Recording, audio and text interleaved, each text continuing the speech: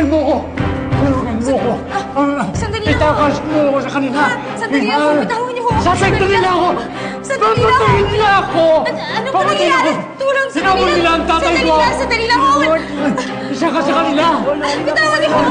Lolo, halina po kayo dito, Lolo. Kakampay mo sila! Tara na po sa kwarto, Lolo. Lolo, halina po kayo dito. Halina po tayo sa kwarto. Ma'am, pasensya na po. May pinagdadaanan po yung pasyente. Ayoko sila! Huwag mo! Ay, ala po. Alzheimer's nga talaga ang sakit ni TJ.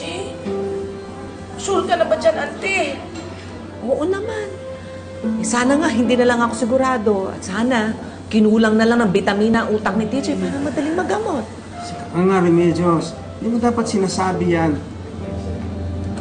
Alam naman natin nag-aaway ngayon mag-asawa dahil gustong isikreto ni TJ yan. Bakit ba? Kaibigan naman ni Joanna si Ces, at saka para magkapatid yan. Kapamilya na natin. Na, isikreto. Hindi mo naman ichichismis yung problema, hindi ba, Ces? Hindi naman, ante, uncle. Tanga-tanga ko naman talaga. Kung ano-ano sinasabi ko kay Joanna nung tumawag sa akin. Kaya pala windang na windang si friend nung kausap ko. Ay, ante, uncle, paano na yun? Kaya niya bang alagaan yung asawa niya? Ano na mangyayari kay Joanna ngayon? Pinalaki namin na maayos si Joanna para ihanda siya sa mga pagsubok sa buhay. Pero ngayon pa lang namin masusubukan ang lakas ng anak ko. Ang tibay ng anak ko. Dok, mangyayari din po ba yun sa asawa ko? Dudumi rin ba siya sa sahig? Magwawala? Kagaya nun sa matandang nakita ko kanina. Malaki yung posibilidad.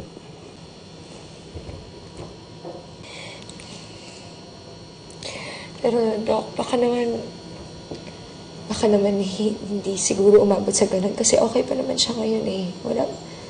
Parang normal pa rin naman siya kahit paano. Look, Mrs. Chavez, nasa early stage pa lang ang asawa mo. Kaya yung mga usual symptoms ng disorientation, paranoia, pagkalimot, yun pa lang ang nagmamanifest.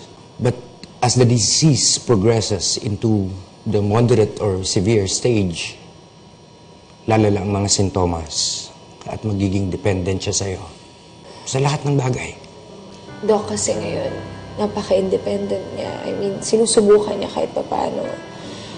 Gusto nga niya magtrabaho pa, pero natatakot ako paano kung hindi siya makarating sa trabaho ng ligtas. O kaya hindi siya makapag-perform ng maayos. Kung motivated pa siyang magtrabaho, then that's something to be thankful for. As his caregiver, importante na iparamdam mo sa kanyang nagtitiwala ka because that will empower him. Now, in terms of his safety and for your peace of mind, I suggest ipahatid sundo mo na lang siya sa opisina. Mrs. Chavez, tatapatin kita. It's not going to be easy taking care of your husband.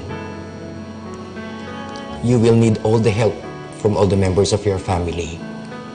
And pray. It's going to be a long, hard journey ahead.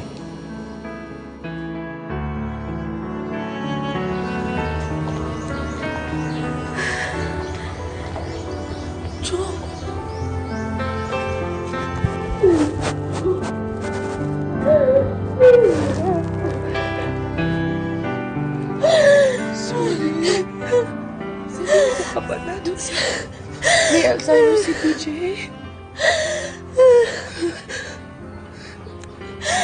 Ces, nakikita ko na kung anong mangyayari kay TJ.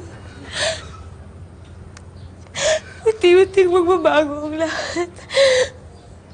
Mahihirapan siya. Ang sakit. Ang sakit. Ang sakit kasi na alam ko na hindi na siya gagaling. Lalong lalala lang yung sitwasyon niya. Hindi ko matanggap. Hindi ko maisip kung paano na yung mga pangarap niya. Yung pangarap namin bilang isang pamilya kasi yung anak namin. Natatakot ako. Ces, takot na to.